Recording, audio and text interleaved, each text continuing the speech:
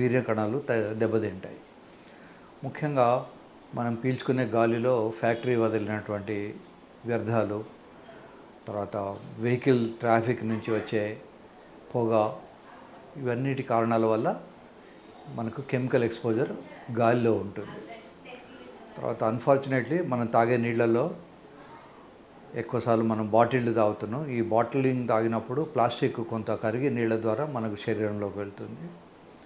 మూడోది food items దురదృష్టవశాత్తు మనం పాలు తాగుదామనుకుంటే గేదెలకు ఆల్రెడీ కొన్ని ఇంజెక్షన్స్ ఇస్తారు.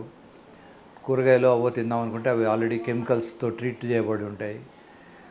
విత్తక ముందే భూమిలో కొంత పెస్టిసైడ్స్ వేస్తారు. వీటన్నిటి కారణాల వల్ల తగ్గిపోతుంటాయి. ఒకప్పుడు WHO అని వరల్డ్ హెల్త్ ఆర్గనైజేషన్ ఒక ఆర్గనైజేషన్ ఉంది.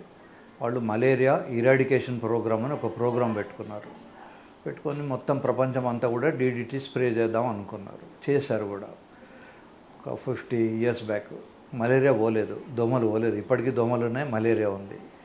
కానీ మగవాళ్లకు స్పర్మ్ కౌంట్ తగ్గిపోవడం స్టార్ట్ అయింది. ఆ DDT అనేది కెమికల్ ఎన్విరాన్మెంట్లో ఎంటర్ అయిపోయి అది నీళ్ళల్లోనూ చెట్లల్లోనూ మళ్ళీ రీసైకిల్ అయ్యి ఇట్లా వస్తూనే ఉన్నది.